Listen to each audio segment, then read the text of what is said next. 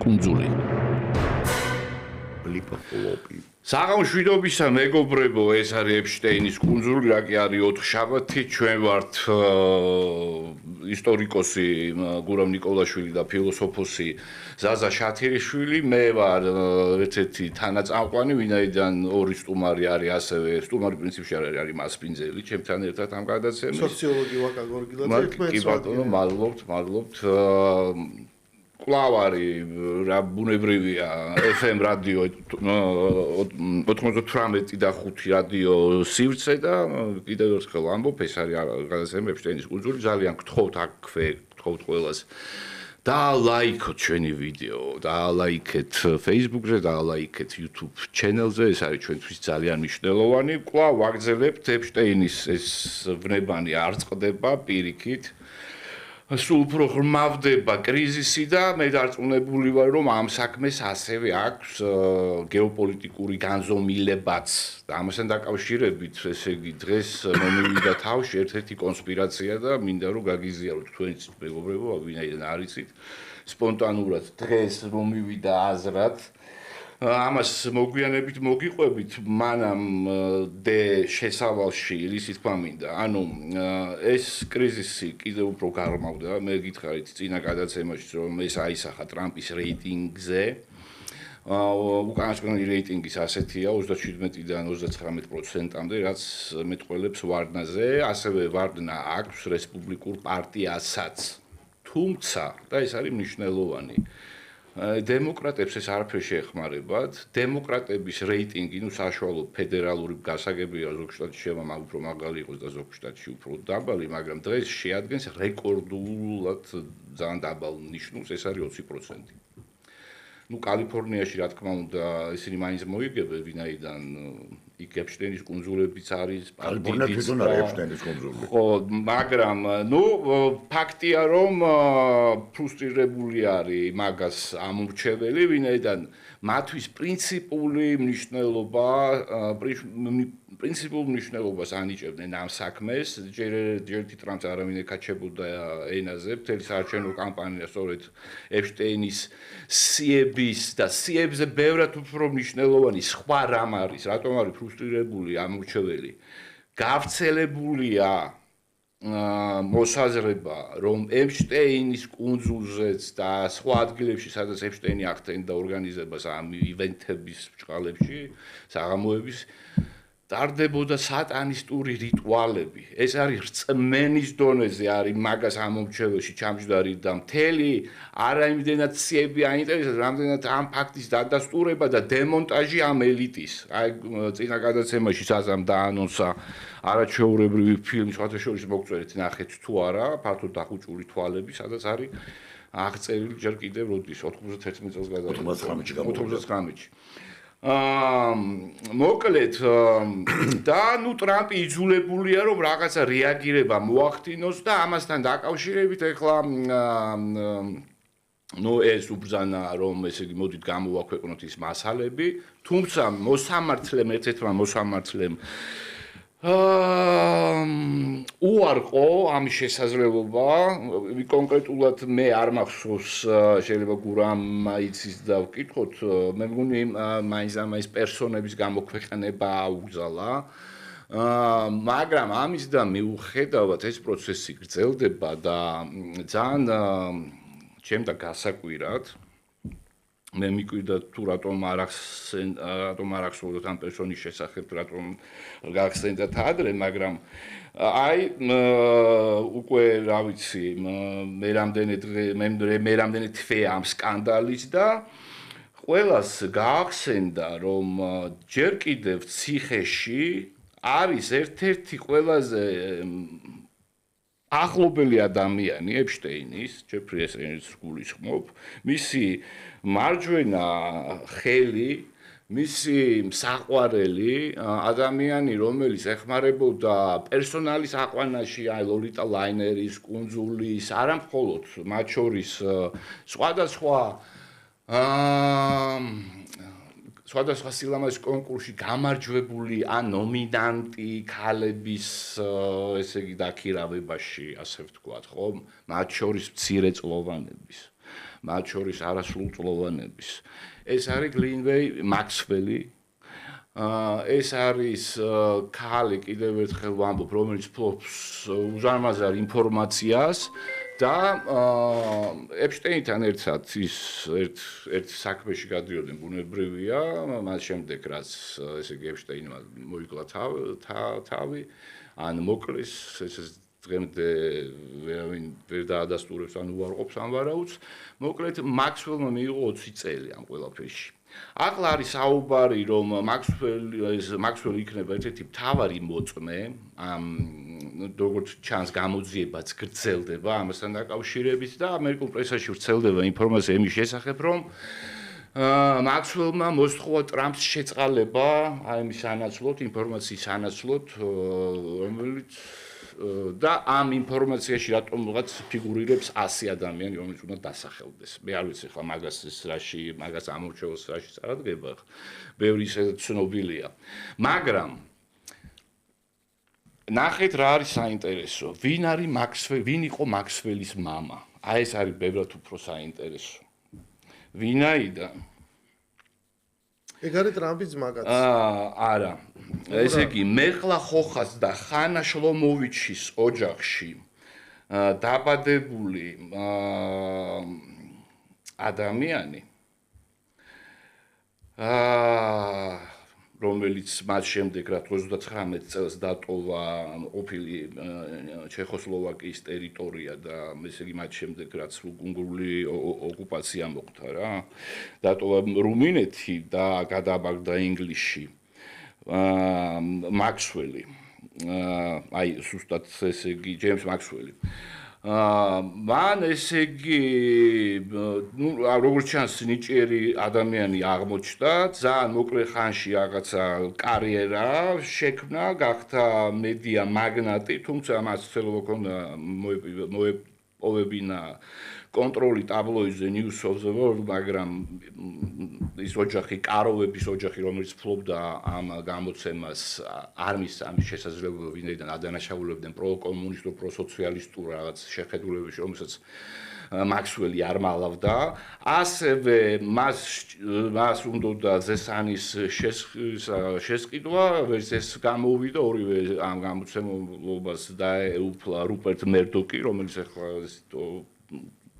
კაცრი ოპონენტია ტრამპის ვიცით ხომ და მე ესე იგი განაწყენდა ეს მაქსველი და რითი დაკავდა და ესეთი გაეშურა იქით ვარშავის პაქტის ქვეყნებისკენ დაამყარა მეგობრული ურთიერთობა აი გვიჩვენეთ ახლა ბრეჟნევთან ერთად მაქსველი მან გამოაქვეყნა ტოდორ ჟივკოვის ბიოგრაფია ხონეკერის ბიოგრაფია ბრეჟნევის ბიოგრაფია თარგმნით ეს ყველაფერი ინგლისურად ვრცელდებოდა, ხდებოდა დისტრიბუცია მასალების, მათ შორის წარმოიდგინეთ სუსლოვის, ჩერნენკოს რაღაცა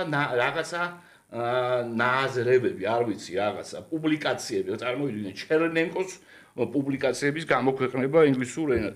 მოკლედ ეს ძალიან დაუახლოვდა აი ამ ადამიანებს, მათ შორის ბიოგრაფია და ინტერვიუ ჩაწერილი თვითონ იყო ინტერვიუერი ნიკოლაე ჩაუშესკუსთან და 1991 წელს გარდაიცვალა ძალიან უცნაურ გარემოში. მაქსველის მამა. ანუ თავის იახტაზე რაღაცა სადაც იყო პერსონალი გაქრა სადღაც ისეთი ბიოგრაფია ჩამოთვალა შეუნა გახსოვდა და მისი გვამი აღმოჩინეს ოკეანეში მოკლედ რამდენიმე ხნის შემდეგ ბევრი მითქმა მოთქმა იყო თვითყლელობაზე ყველობაზე ვერაფერი ვერ დაადასტურა დადიოდა სხვადასხვა ვერსიები ეს ვერსიები ვერ გადაიტანა საბჭოთა კავშირის დანგრევა სპეცსამსახურებთან დანგრევამდე მოხდა ზაფხულში მე ხედავდა რომ ინგრევა სპეც სხვათა შორის შევარნაძესაც ხდებოდა გორბაჩოვსაც ხდებოდა მოკლედ გორბაჩოვთან არის შენახვედი შევარდნაძესთან. მოკლედ აღმოაჩინეს ეს კანარის კუნძულებთან ხას ოკეანეში.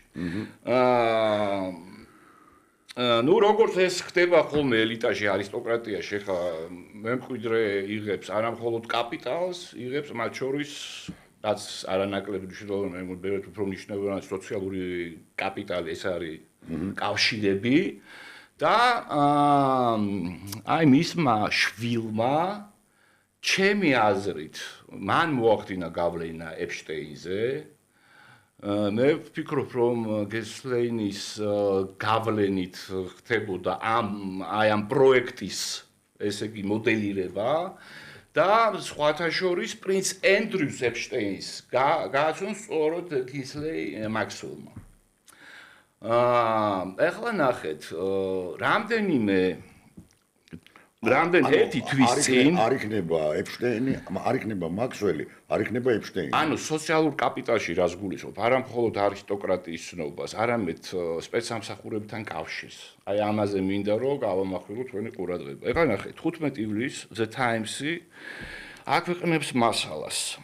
მელანია ტრამპმა შესაძლოა მნიშვნელოვანი გავლენა მოახდინა ამერიკის შეერთებული შტატების პრეზიდენტის გადაწყვეტილებაზე უკრაინაში იარაღის მიწოდების შესახებ. პირველმა ლედი მეუღლე შეუსაბამა რუსეთის სახარებულ თავდასხმის შედეგები უკრაინის ქალაქებში და როგორც ვარაუდობენ, მოკლედ მოახდინა გავლენა იმის გამო, ვინაიდან თვითონ ტრამპი ძალიან სასაცილოდ ცნის ამას. ანუ ყოფილი იუგოსლავიიდან არის ჩემი ცოლი ძალიან მტკივნეულად აღიქვავს, ესე იგი უკრაინაზე თავდასხმას, როგორც იცით, მოგეხსენებათ, იუგოსლავიაში ვერ იტანენ რუსებს. ანუ ნებისმიერ სხვა ქვეყანაზე რო ეთქვა გასაგებია. ერთადერთი ქვეყანა იქ იუგოსლავია, განსაკუთრებით სერბეთი, ვინც რაღაცა პირიქით აქვს, რაღაც სიმპათიები. მოკლედ, აი ეს დაასახელა მიზეზად, რომ ესე იგი ეს გარცევდა ამერიკულ პრესაში, დასავლურ პრესაში, რომ მელანია მოახდინა გავლენა ტრამპზე და ტრამპმა ესე იგი ბევრად უფრო მეტად დაუდგა ამ უკრაინელებს. შემდეგ, რამდენიმე კვირის შემდეგ CNN-ი, აი მოდით გავუშვათ ახლა ეს სიუჟეტი. ესე იგი, სათაური არის ესეთი ამ სიუჟეტის. მაჭანკალი ჯოჯოხეთიდან. ეს არის ეპშტეინი.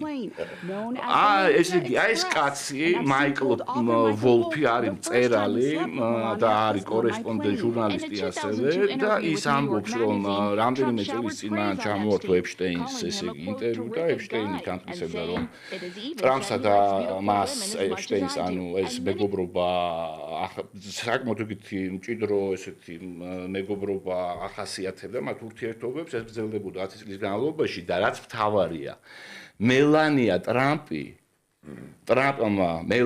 ტრამპმა გაიცნო მის აი ლოლიტა ექსპრესზე და პირველად ერთმანეთთან იყვნენ ამ ლაინერზე, აი ეს ამ სიუჟეტში არის ყველაფერი ეს ნათქვამი.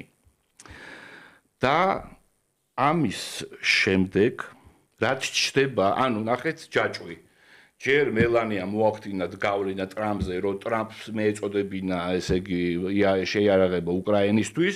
შემდეგ ჩდება ინფორმაცია, რომ მელანიამ გაიცნო ტრამპი ლოლიტა ექსპრეს და იქ მოხდა იქ პირველად მათი დაახლოება და გუშინ წინ თუ რაღაც ამ დღეებში ვრცელდება ინფორმაცია, თვითონ ტრამპი ამბობს, არის ვიდეო რამდენიმე, ხო?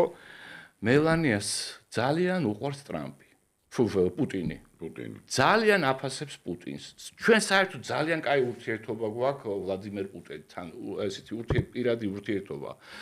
მეტიც პუტინის პატივცემს, ესე იგი, მელანიას. და როდესაც მე ვკითხე, ვინ უფრო გიყვარს, მე თუ მელანია, მან რა თქმა უნდა მიპასუხა, რომ მე ბევრად რა თქმა უნდა მიყვარს მელანია, ვიდრე შენ დონალდ.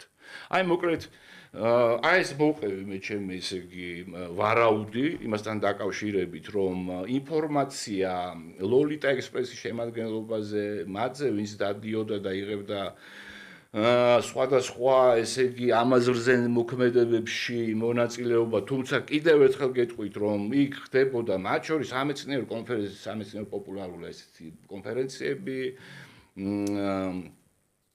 ესე იგი სხვადასხვა პანელები იმართებოდა, მაგრამ მთავარი მოთხოვნა არის სწორედ ის, რომ ის რიტუალები, რაზეც მთელი ამერიკა დარწმუნებულია, რომ იქ ხდებოდა ჩვეულებრივი აი სატანისტური რიტუალები, თავისი მსხვერპლ შეწირვები, თავისი არასრულწლოვანებით, მოკლედ მთელი ამ კოშმარის და ჩემი აზრით ეს საქმე ჯერ კიდევ ამ საქმეს აქვს დიდი პოტენციალი, საერთოდ რომ მოახდინოს მათ შორის გეოპოლიტიკური გავლენები, აი ბევრი მოქმედება მათ შორის ტრამპის თითქოს და არალოგიკური შეიძლება აიხსნა სამით. აი როგორც დრეიფუსის საქმე იყო მე-20 საუკუნის დასაწყისში, ხო? და შემდეგ სხვა შორის ამ საქმეების შემდეგ ხდებოდა ხოლმე აი პროვოცირება ამ დიდი გლობალური კონფლიქტების. კარგით, მოდით ახლა გარდა ამ საქმისა, რაზე შეგვიძლია ვილაპარაკოთ? შეგვიძლია ვისაუბროთ მაგალითად იმაზე, თუ რა ხდება უკრაინაში.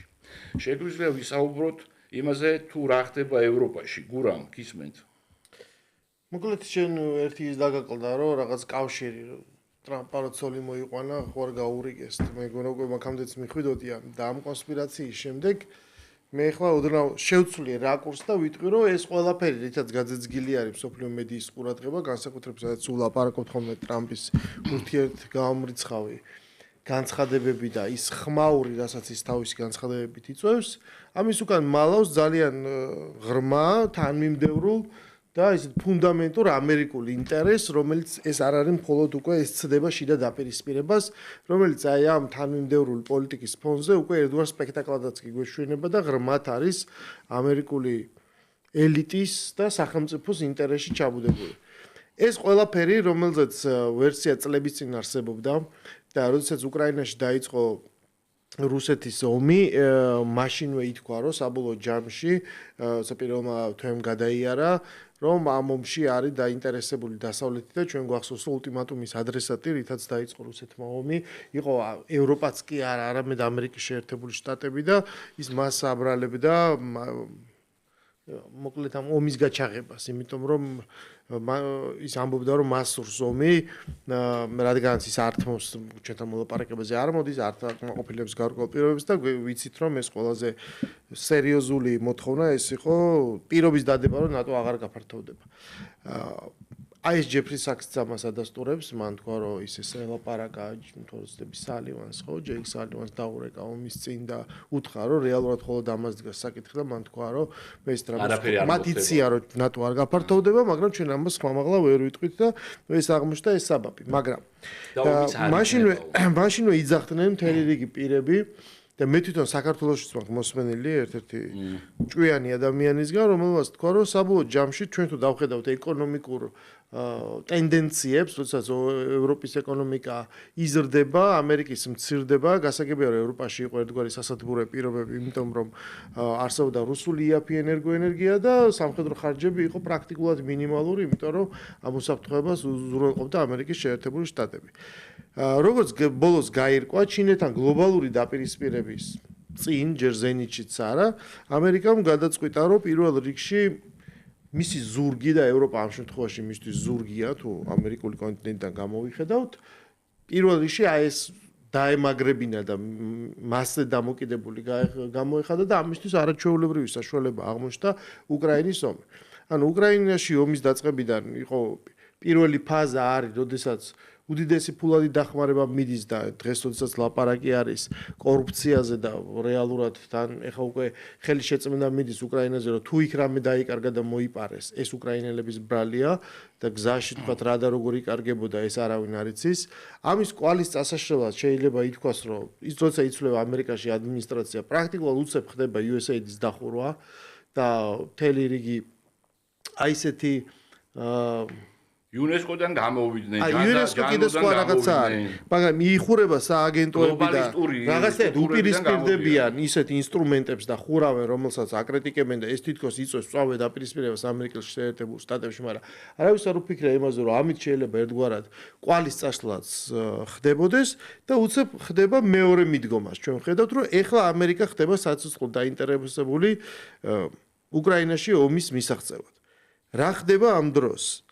ამ დროს პრაქტიკულად ჩვენ ვხედავთ, რომ უკრაინაში მიმდინარეობს უკვე შიდა პროცესი და შიდა რყევა, იმიტომ რომ ზელენსკის ხვდება, რომ ის პრაქტიკულად შეიძლება აღმოჩნდეს გაწირული და მას არ უნდა რომ იყოს ამ შემთხვევაში განწირული. წავიდა თანთანობით ლაპარაკი, იქნებ ჩატარდეს არჩევნები, იქნებ ჩატარდეს, იქნებ გამოინახოს სხვა კანდიდატურა და ამავე დროს რაც თავარია, იქ მოიძებნა მან როგორც ჩანს უკმაყოფილო აი ამ გარემოებებით გადადგა ისეთი ნაბიჯი რომ მან დახურა პრაქტიკულად ამერიკული სააგენტოები რომელიც კორუფციის კონტროლს ემსახურებოდა რამაც გამოიწვია სერიოზული პროტესტი და მას აჩვენეს რომ არა ის დამოკიდებულია მთლიანად დასავლეთზე ხოლო რაც შეეხება ტრამპს, მან თავარი ეს აი მთელი ეს სქემა ეხა რასაც ყვები, რაში გამოჩნდა და რაში გაიჩიფრა, ეს გამოჩნდა და გაიშიფრა იმაში, როდესაც ის ჩავიდა შოტლანდიაში 2 დღის წინ თავის რეზიდენციაში, სადაც მას აქვს დიდი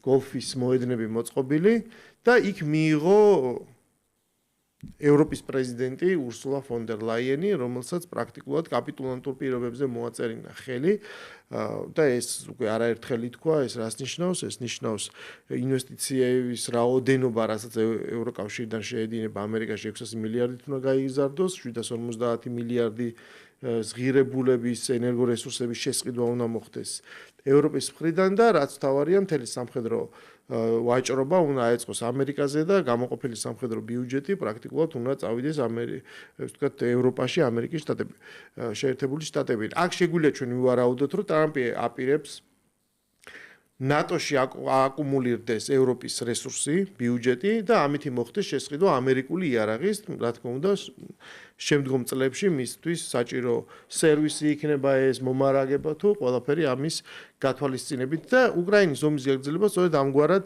აპირებს. თუ რა თქმა უნდა ეს გაგრძელდა. მან ასევე უნდა გვახსოვდეს, რომ მან მოაწერა ხელი თავის დროზე, ანუ ამას დაჭირდა ერთგვარი მისგან ძალისხმევა და ბოლოს მიიღო მინერალების შეთანხმება და დღეს ის არის ყველაზე მეტად დაინტერესებული, რომ ომი შეწყდეს. იმიტომ რომ მას უკვე აქვს მიღებული მინერალების შეთანხმება უკრაინისგან, ნიშნავს რომ მშვიდობიანობის დროს, როდესაც მისი აღდგენა დაიწყება და იქ ექსკავაცია და ასე შემდეგ, მას აქვს ექსკლუზიური უფლება იყიდოს ეს იშვიათი მეტალები და მთელი ეს მოგებაც კი სპეციალურ ფონდში შეიტანოს, ანუ უკრაინას პრაქტიკულად ააშენებენ უკრაინისვე ფულით. შემდეგ მან უკვე მიაღწია ევროპასთან შეთანხმებას და დაადო მას ეს კაბალური ხარკი შეიძლება ითქვას რა უნდა გადაიხადოს მან. ეს მაღალი 15% მხოლოდ. 15%, მაგრამ თვითონ ექნება ნულოვანი ტარიფი, ხო? ამის შემდეგ მაგრამ რაც თავარია ევროპისთვის ეს არის დამანგრეველი, რამდენიმე საათში გაჩნდა ცნობა, რომ ამ 600 მილიარდის ჩადებასაც ვერ მოახერხებთ, იმიტომ რომ ეს არ არის რაღაცა, რომელიღაც არაბული ქვეყანა, რომ ხა ბიუჯეტიდან გამოყო ეს ნახა ეს კერძო ბიზნესმენი ჩადოს და უკვე სკეპსისი გაჩნდა, მაგრამ მან მიაღწია მთავარს და შესაბამისად აქვე გვახსენდება ჩვენ პუტინისთვის დაწესებული 50-დღიანი ვადა, რომელსაც მისტიური, რომელიც გაუგებარია რა მოხდება ამის შემდეგ, თუმცა როგორც კი ეს ხელშეკრულება ევროპასთან გაფორმდა, იმ წუთშივე ეს 50 დღე გახდა 10 დღე. აი აქ სწორედ გამოჩნდა თან თუ გავითვალისწინებთ ეს ფაქტორს, რომ 8 წელია რაც არ მომხდარა, რომ როსკოსმოსის ხელმძღვანელი ჩავიდა ამერიკაში, ტეხასის შტატში, NASA-ს head office-ში, რაღაც თან შეხვედრები ექნება და თან ერთობლივ მისიაში რუსი კოსმონავტი უნდა გაემგზავროს კოსმოსში. აი ამ თანამშრომლობის ფონზე ის ემუქრება რუსეთს დამატებით სანქციებით, რაც შეიძლება პირდაპირ ღიად და თამამად ითქვას, რომ ეს არის არა რუსეთს ემუქარა. ეს არის ევროპისთვის იმ ვადის შეკვეცა, რომ 10 დღის შემდეგ, როდესაც ის იტყვის, რომ აი მე ვაწესებ ან ტარიფებს, ან ეხა საჭირო არის უკრაინაზე იარაღის მიწოდება, მას უკვე დაალაგებული აქვს სქემა, ეს როგორ უნდა მოხდეს ევროპამ უნდა გადაიხადოს ფული იმ ამერიკული იარაღის, რომელიც წავა უკრაინაში. ნუ ეს თავისთავად არის, აქ არაფერი ახალი არ არის. ეს მე მგონი ძალიან ახალი და მნიშვნელოვანია, იმიტომ რომ ჩვენ გვესმის, არა, ჩვენ გარედან გვესმის საერთოდ სხვა ლაპარაკი და ჩვენ ყავს უდიდესი ნაწილი მოსახლეობის ქართველი ლიბერალები ძალიან დიდი ნაწილი. არა, ადამიანებს გონიათ რომ ევროპამ დადო მონგებიანი კონტრაქტი და რაც თავარია ეს ნიშნავს უკრაინის მხარდაჭერას და ის არის ახალი და სიახლე და უნდა იცოდეს ადამიანებო რომ ამ გარიგების უკან და ეს არის არა ულტიმატუმი რუსეთს, ეს არის პრაქტიკულად ევროპის იზოლება რომ ის შეწუხდეს მისი ბიუჯეტი და მან ესე ვთქვათ რაც თავის დროზე ზელენსკი დაიცვა იმისათვის როდესაც ის აწვებოდა ამის გამო ელჩი გადადგა ამერიკის ელჩი უკრაინაში გადადგა ეხა ევროპა უკვე გადმოვიდეს მის მხარეს და სწრაფად აიძულოს ზელენსკი დაეთანხმოს იმ პირობებს რითაც უნდა შეწყდეს ომი. მას რა თქმა უნდა ჭირდება რუსეთის მხრიდან. შესაბამისად ჩვენ რას ვიღებთ ამის შედეგად? ეს არის მთავარი სიახლე. ეხლა უკვე ამერიკული ინტერესი შოულობს ფულს, ეს იყო საჭადრაკო პარტია მართლა გროსმაისტერის დონეზე ჩატარებული, როდესაც იმ რაღაცა და სადაც ევროპა დაინახავს, რომ ის პრაქტიკულად გახდა მთლიანად ამერიკაზე დამოკიდებული ერთის მხრივ და ეს ყველაფერი გააკეთა იმ ქვეყნის დასაცავად თუ იმ ქვეყნის გამო, რომელიც ისედაც დაკარგა და სადაც ომი წააგო. და ეს წაგებული ომი, რაც თავარია, იმ რაღაცა რაიონების გაფორმების კვალდაკვალ, ბუნებრივია იქ მიიღწევა დემილიტარიზებული ზონა, უკრაინული ნეიტრალიტეტით შეიძლება უზრუნველყონ, ახალ არჩევნებზეც იქნება ლაპარაკი, მაგრამ ეკონომიკური გავლენა დარჩება ამერიკის შეერთებულ შტატებს. რითი არ არის ახლა ეს საუცხოოდ ჩატარებული სპეცოპერაცია, რომელიც ტრამპის მასშტაბს კი ბატონო, ესე იგი მე როდესაც ამ ჩემს თეორიაზე ყვებოდი, მე რითი თქმა მინდოდა, ანუ კვინტესენცია რა არის ამ ამბის. ანუ კიდევ ერთხელ გეუბნებით. ჯერ მელანი აქცენტს ცუდ გავლენას ტრამპზე, შემდეგ ესე იგი რატომღაც ჩდება მასალა არა ტრამპზე, რომელზეც იციან რომ არის ნამყოფი ამ ლაინერზე, ხო? აქ უკვე ფაქტია იქ უკვე იმაზე არის, თვლაზე არის. აი მაგალითად ტრამპმა გუში წინ თქვა რომ ბილ კლინტონი 28 ჯერ არის ნამყოფი ლოლიტა არა ერთი წუთით. სხვა რამეზე არის საუბარი. როგორც კი შეეხო მელანიას ამ ინფორმაცია რაც CNN-ზე გავიდა, რომ იქ გაიცნეს ერთმანეთს და ეპშტეინმა გააცნო, ტრამპის ტონალობა არის შერბილებული ისევ პუტინთან მიმართებაში. მე ამას ყვები, რომ манипуляცია ტრამპით შესაძლებელია. და ის ასაც ხედავთ გეოპოლიტიკური თვალსაზრისით, ხო? ესეც შეიძლება ამის შედეგი იყოს. რაც შეეხება ნაბუს სკანდალთან დაკავშირებით, აქ ბევრად უფრო მძიმე ვითარება ზელენსკისთვის და გეტყვით რატომ. ვინაიდან, ესე იგი, აი ეს როცა გააუქმეს ეს ნაბუ და სპეციალური პროკურატურა, ეგრეთ წოდებული ორი დამოუკიდებელი ვისგან პირდაპირ დაქვემდებარებაში არის ეს ორივე უწყება და იმართება დასავლეთიდან. ამიტომ აღშფოთდა მთელი დასავლეთი და ამიტომ აიღო ზელენსკიმ ის პირობა რომ აღადგენს ისევ ამ ინსტიტუციებს ჯერ განთავისუფლებს თურმე რუსული გავლენისგან, ანუ დასავლეთის მიერ შექმნილ ინსტიტუტებს უნდა გაწმიდოს თურმე რუსული აგენტებისგან და შემდეგ კვლავ მიანიჭებს დამოუკიდებლობა. საქმე ის არის, რომ უკვე უკრაინაში რამდენიმე დღის განმავლობაში ვრცელდება ინფორმაცია იმის შესახებ, რომ ნაბუს სერვერებში არის ინფორმაცია, მათ შორის ჩვენებები უშუალოდ ზელენსკიზე და მთელი ესე იგი ერმაკის და ესე იგი ზელენსკის ეს ადმინისტრაცია პრეზიდენტის ოფისი ეძებს აი ამ მოწმეებს, რომელიც პირდაპირ კორუფციაში ადებენ ხელს, სადაც არის ჩანაწერები. აი ყვარი ეპშტეინის სია და უკრაინაში ეხლა ამას ეძახიან მინდიჩის სია. მინდიჩი არის ერთ-ერთი ახლობელი, ყველაზე ახლო ამ გარემოცვიდან, მას ზელენსკის საფულესაც ეძახიან და მისი ბინა იყო დაკვირვების და ესე იგი მოსმენებს აწარმოებდა ნაბუ. ანუ მთელი ეს დოკუმენტაცია კი არა ეს მტკიცებულებები გროვდებოდა, ეს არის საკითხი, თუ რატომ აგროვებდა უკვე 6-7 თვის განმავლობაში ფლობენ ისინი ამ ინფორმაციას. ანუ აქ არის საუბარი რაზე? რაკი ზელენსკიც არ მიდის, ანუ იმდენად დიამეტრალურად საწინააღმდეგო პოზიციები აქვს პუტინის და ზელენსკის, ხომ, რომ მათი შერიგება ბჭყალებში ვერ ხდება არა და ამერიკის შეერთებულ შტატებს ეს ჭირდება აუცილებლად. მორიგება. აუცილებლად ჭირდება. ამისთვის ზელენსკი არის პრობლემა. და ზელენსკი რო არის პრობლემა და ვიღაცას რო ამზადებენ, პროდიუსერს თქო, აი ახლა ხანს ჩაგიგდეთ ფოტო. აი ეს არის ზალუჟნის ბოლო ფოტოსესია. მე არ მახსოვს რომელ ერთ-ერთ ესეთ ჟურნალში. შეხედეთ პოზას. ეს არის საარჩევნო კამპანიის დაწყება. და შეხედეთ ლუქს, ანუ ჩაცმულობას. რა თქმა უნდა. აი ეს არის, აქ არის საუბარი მხოლოდ იმაზე, დათანხმდება ტრამპი თუ არა ზალუჟნის კანდიდატზე, ვინაიდან ზალუჟნი არის, ნუ მთლიანად Mi-6-ის პროექტია, როგორც პრინციპში თვითონ ზელენსკიც. ხო?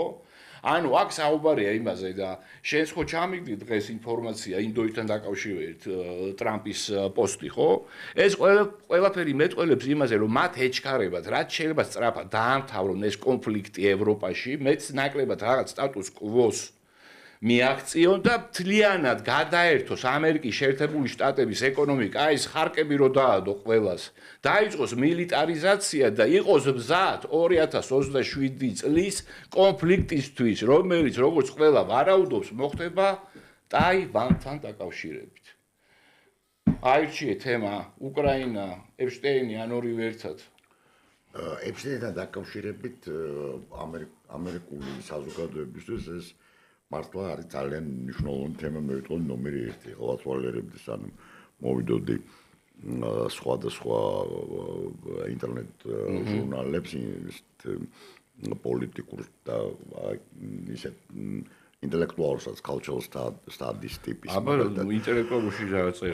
ნუ ესე იგი, ნუ მოგახსენებთ რომ ინტელექტუალები ძირითადად დემოკრატების მხარდაჭერები არიან, თუმცა ბოლო პერიოდში გაჩნდნენ ინტელექტუალები რომლებიც არიან მაგას ინტელექტუალები დაუშვდა ისეთი დაუშვდა ფართო გაგებით როგორც ალექსანდრ მერკურისი ან გლენდისენი ან შაიმერის კავშირი ბევრი იყო ჩამოსული მათგან თბილისში იარვინი კი ბატონო ნუ იარვინზე და ნიკ ლენდზე უფრო მეტი შეიძლება ითქვას რომ გარკვეული აზრით ეს არის რასაც უწოდებენ შაუბნელი ან მუქი განმანათლებლობა ხო კორტესი იარვინი და ნიკლენდი თილთან ერთად. ხო, ნუ ჯერჯერობით ეს მათი სტატიები ამ თემაზე არ მინახავს, შეიძლება არ მე არ მინახავს. არ მომხდე, მაგრამ ბევრი მათგანი ხო ვინც ამ თემაზე წერს, ამას რა თქმა უნდა, მაგას ამ შევლისთვის განსაკუთრებული არის მთელი ამბავი არის ის, რომ ამერიკული საზოგადოება დღემდე არის ძალიან რელიგიური.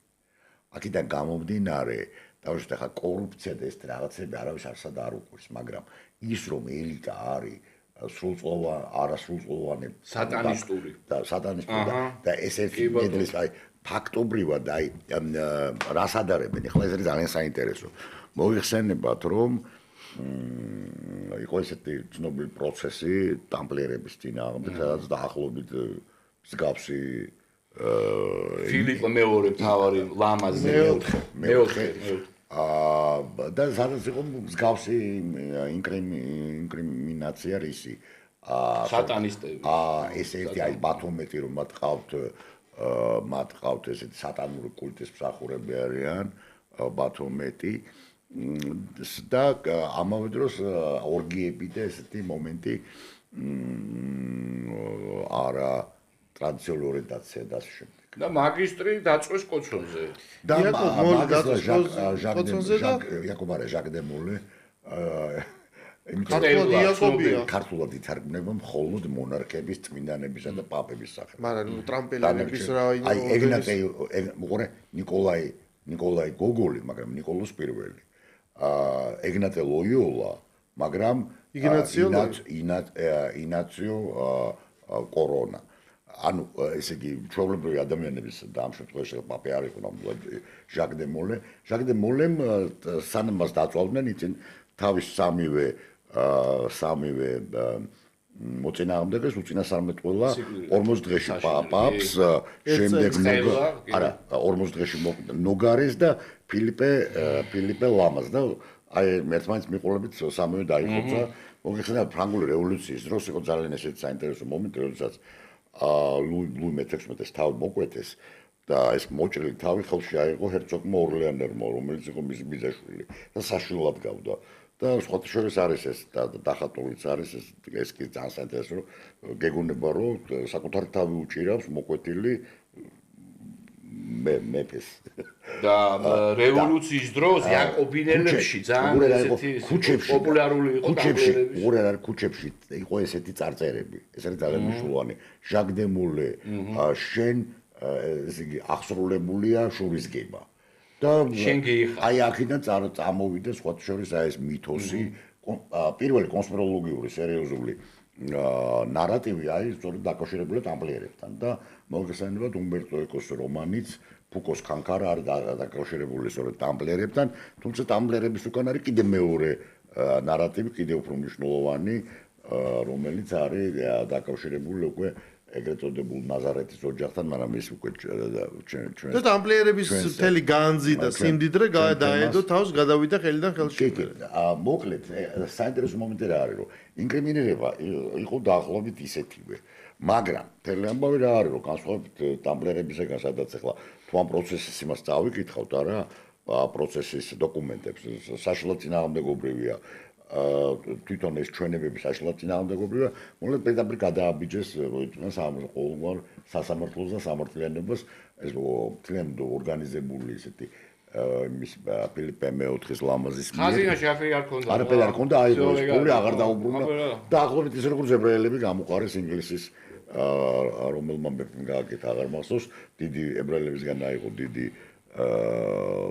სესხი, იმიტომ რომ როგორც იზოლდა კასტილიელმა ესპანეთში გააკეთა. აკრძალული იყო საშუალო საუკუნეებში პროტესტანტიზმამდე იყო აკრძალული კაპროცენტებმა ქრისტიანებს არ ჰქონდათ ამის უფლება, ამიტომ ებრაელები შექსპირიც წერდა თავის შერლოკში. და რის გამოც იღებდნენ პროცენტიან ვალს ებრაელებისგან და შემდეგ გადაახლოთ ესე იქცეოდნენ როგორც მაგრამ საინტერესო რა არის ეს იგი ფაქტებად ადარებენ აი ამ თითქოს ეს არის იქ რაც იყო მითოსი აქ გახდა რეალობა ეპშტეინის კუნძული როგორც ესე იგი ახალი ტამპლიერული ნარატივი კონსპირაციული ოღონდ მთელი ამბავი რა იწვევს ამერიკული საზოგადოების ფრუსტრაციას ისევ ვიმეორებ რა რადგანაც ამერიკული საზოგადოების დიდი ნაწილი არის ქრისტიანი მათთვის ესე იგი ეს არის წითელი ხაზის გადალახვა ესე იგი თუ ელიტა ამას აკეთებს მაშინ ამ ელიტას არანაირი ლეგიტიმაცია რა თქმა უნდა განსხვავებით ევროპისაგან შეერთებულ შტატებში ლეგიტიმაცია ძალიან არის დაკავშირებული მორალურ თემატიკასთან. ანუ დავუშვათ თუ ევროპული დისკურსისთვის რაციონალური დისკურსის მნიშვნელოვანი არის სწორედ საკითხი ხარჯვის დავუშვათ აი არის თუ არა მართლა კორუფცია და დანარჩენები ვისი საქმეა ჩვენი საქმე არ არის პირადი ცხოვრება შეერთებულ შტატებში ყველაფერი პირიქით არის. ანუ სწორედ საჯარო პერსონის პირადი ცხოვრება არის სწორედ საჯარო თემატი. საჯარო თემის ყოველთვის ესე იყო დღემდე ესეა ამიტომაც პირდაპირ წერენ რომ მაგას ამომრჩევლისთვის ეპშტეინის კუნძული და ეპშტეინის თემა ეს არის ნომერი პირველი ეს არ არის უბრალოდ რიგითი თემა და თავარი შეცდომა რაც ტრამპმა დაუშვა არის სწორედ ეს რომ შეეცადა მიფუჩეჩებას ამ თემის ობამას საკითხის წინა პლანზე წამოწევა და ასე შემდეგ, მაგრამ ისევ ამბობ, რასაც არ უნდა მოკიდო ხელი, ყველაფერი მიდის ეპშტეინის კუნძულთან. იმიტომ რომ ისევ მეორე მთავარი თემა არის სწორედ ეს ამერიკული ქრისტიანული კულტურისთვის, რომელიც ძალიან მძიმე და აღიქვამს ამ გნოსტიკურ აი ესეთ სატანისტურს რასაც ვეძახით ოკულტურს ხო აი გნოსტიციზმთან არის ყველაფერი დაკავშირებული სადაც შეიძლება ითქვას რომ სწორედ აი მორალური რელატივიზმი არის ყველაზე მძიმე მომენტი კლასიკური ამერიკული ამომრჩევლისთვის ამაზე ის მიმეორებ რომ მე არ მეგონა როდესაც შენ მე დაახლოებით 1 წლის წინ მითხარე სათაური და ჩემთვის რა ძალიან მნიშვნელოვანი რა იყო რომ თავისთავად ეს ანგლო-ამერიკული კულტურა მართლა კუნძულის კულტურაა პირველი სხვათა შორის ვინც ეს გააკეთა ეს ძალიან მნიშვნელოვანია ეს არის შექსპირი პროსპერო რომელიც ცხოვრობს კუნძულზე რომელიც ეს არის გარკვეული აზრით შექსპირის პროსპეროში არის იდეალურად აი გაკეთებული თუ რა არის მაგია კონსპირაცია და ხელოვნება რომ ეს არის ჩანაფიქრი, რომელიც უნდა დაალაგო ალგორითმით და უნდა განახორციელო. რასაკეთებს პროსპერო მას აქ მაგიური კვერთხი, მაგიური ციგნები ის თავის დროზე მილანიდან გააძევეს, მისმა ძმამ და მთელი ეს მომენტია და როგორ შეკრებს ყველას ამ კონძულზე და როგორ დაანახებს თავის ძალას, მაგრამ უარს ამბობს ბოლოს შურისძიებას. ეს არის ძალიან მნიშვნელოვანი და ბოლოს ამ თავის კვერთხს უბრუნებს სტიქიებს და აი სწორედ ამ პროსპეროს შექსპირული კუნძულიდან წამოვიდა ეს კუნძულის თემა თვითონ ანგლო-ამერიკული საზოგადოება თავისთავად კუნძულოვანია იაზრებს როგორც კუნძულს იზოლაციაში მარტო ყოფს და აქედან გამომდინარე მე ესე ვიტყოდი რომ ეს ეპშტეინის კუნძული არის თითქოს ნეგატივი აი ამ კონძულის რომელიც არის არქეტიპი, მაგრამ ნეგატივია თუ პოზიტივი, ეს რა სარკისებურად დაასახავენ. კონძული როგორც ნეგატიური მეტაფორა. ხო, საკუთარი თავის. კიდე ერთი კითხვა მაქვს. არ არის რიტორიკული, თქვენი მოსაზრებები მაინტერესებს. მე მრჩება შთაბეჭდილება, რომ სოფლიოში მიზანმიმართულად ხდება წახალისება ანტისემიტიზმისა და ანტისიონიზმისა. და რას გულისხმობ? ესე იგი, ამ ზელენსკისთან დაკავშირებით დასავლეთში საშინელება ვრცელდება, ანუ აქ ქვეყნებს დასავლეთი, მსგავსი რაღაც რუსეთშიც არ ქვეყნდება. უკრაინაშიც მაგალითად აი ამ სკანდალთან დაკავშირებით, სადაც მინდიჩი არის ასევე ებრაელი და საერთოდ ის განემოცვა ებრაული წარმოშობის არის. ერმაკიც ებრაული. ნუ ხო იქ ნახევრად. ნუ მოკლედ არის ებრაული. იქ არის ინფორმაცია იმაზეც, რომ აწყობდნენ, ანუ შაბათს აღნიშნავდნენ ასევე რაღაცა, ესე იგი, ხო, რაღაც ორგანისტული ელემენტები, მაშინაზე ანტიუდაური. ამასთან ერთად, ანუ რა ნიშნებს ხედავ, ესე იგი ზელენსკი ეს რომ ესე იგი ის არის და ბევრი უკრაინელი მიმოხილველი სხვათა შორის ამაზე საუბრობს, რომ მათ ეშინიათ პოგრომების, რომელიც შეიძლება მოყვეს მას, რაც ესე იგი ის გადადგება ზელენსკი. Შოთა შორის ზალუჟნი ამ თვალსაზრისით და დასავლეთს უფრო აწყობს. მაგრამ ნახეთ ისრაელთან დაკავშირებით რა ხდება? უკვე ესპანეთი, საფრანგეთი ამბობს, რომ ჩვენ გაეროს ახლა სექტემბერში მოხდება გაეროს სხდომა, ჩვენ ვაღიარებთ პალესტინას. რაც იწვევს ისრაელში ძალიან მკვეთრ ცუდ ნეგატიურ რეაქციას. ნუ ეპშტეინთან დაკავშირებით და მაქსველიც ასევე არიან ებრაელები ბოლოს და აი მართლაც აი მე მექმნება შთაბეჭდილება, რომ თითქოს და აი ამ დიდ ტრანსფორმაციას რამდენიმე ქვეყანა სახელმწიფო შეიძლება შეეწიროს და მათ შორის ხო არის ისრაელი და ეს ტალღა, რომელსაც ვერ ერევა ვერც ტრამპი. აი ჰარვარდის იმას უნივერსიტეტის რექტორს დაემუქრა, როგორ დაემუქრა, იცი? ეპშტეინის სიაში არის ეს რექტორიც. მეორე დღეს ჰარვარდის უნივერსიტეტმა გამოაქვეყნა თავისი კვლევა, რომლის თანახმადაც დედამიწას უახლოვდება რომელი რაღაც ასტეროიდი რჩება გაანადგუროს დედამიწა. თავისი ეპშტეინის კუძულებით. მოკლედ, აი ეს შთაბეჭდილება იზიარებს თუ არა ამას და რა შეგვენიშნა? ანტისემიტური მომენტი რომ ნამდვილად არის აწეული, ანტისემიტი დაორყვა შტატებში და ევროპაში. კი, ნამდვილად შემიძლია ვთქვა, რომ მოყოლებული სადღაც შარშანდელი პერიოდიდან მოგეხსენებთ ამერიკული უნივერსიტეტები უდიდესი ნაწილი თითქმის ყველა არის მემარცხენე. და მემარცხენე პროფესორა, მემარცხენე განწყობის სტუდენტობა პროპალესტინური, ძირითადად პროპალესტინური და ანტიისრაელური, თქვათ ასე. ამავე დროს ევროპული ქვეყნების გარკვეული ნაწილზე მთელი რიგი ფრანგული ტრადიცია არსებობს, დრეიფუსი ებრაელი იყო. და თვითონ დრეიფუსის პროცესი ატარებდა საოცრად ანტისემიტურ კაფიოდ გამოხატავს. ეს იგი შეიძლება ითქვას, რომ შეარჩიეს დრეიფუსი როგორც მსხვერპლი. მე ბოლოს რეკომენდაცია უნდა მივცე, ხო, ჩვენს მსმენელს დამახურდეს ხალხს უყურონ. მე დრეიფუსი იმდენად ცნობილია, რომ აქ ბევრი რამეა დაწერილი, მაგრამ მე შევთავაზებდი შესანიშნავ ფილმს იშლან საბოს პოლკოვნიკი რედლი, სადაც სწორედ კონსპიროლოგიურად ხდება შერჩევა მსხვერპლის, რომელიც არის გარკვეული. კლაუს მარია ბრანდაუერი ამ თავად როლში მე უერთდებიან. და მე არ ვიტყვი იმისათვის რა თუ კრატ კიდევ უფრო დავძაბო მაგურების.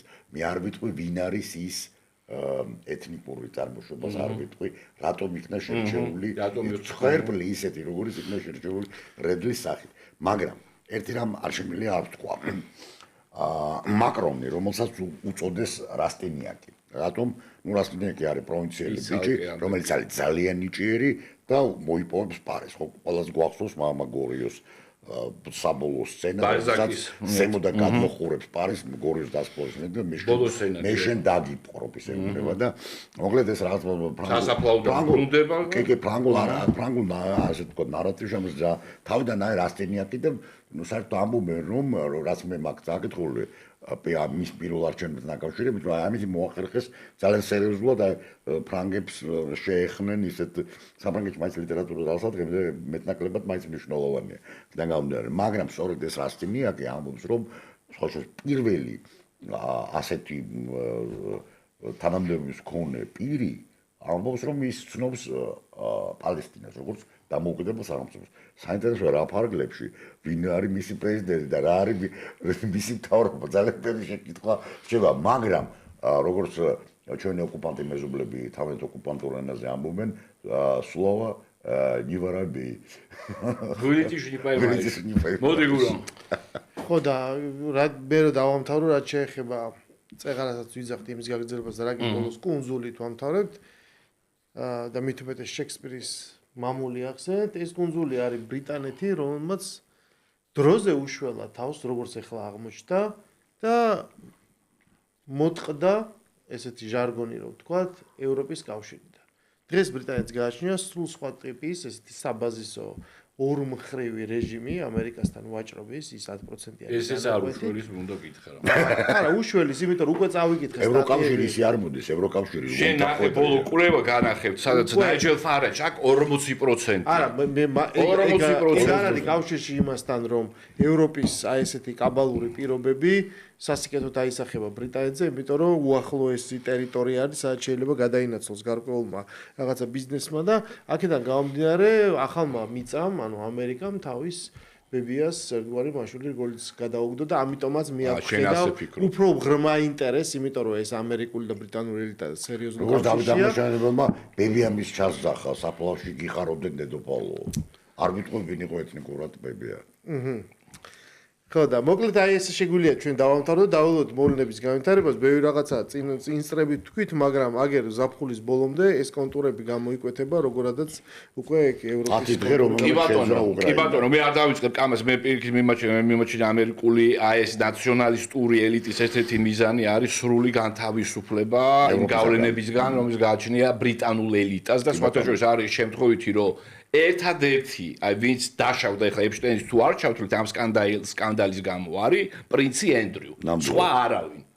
ამდენად მეგობრებო, გემშვიდობებით პარასკევს ჩვენ გვექნება გადაცემა, ერთ კვირაში ჩვენ გვექნება გადაცემა, როდესაც გადავწყვიტოთ გასვლა შვებულებაში, ამას აღმოჩნდება ამას შეგატყობინებთ, თქვენ კი კვლავ გთხოვთ დაალაიქოთ ეს ვიდეო და მოგწერეთ კომენტარები. კარგ ბრძანდებოდეთ. ცხელი ზაფხული 3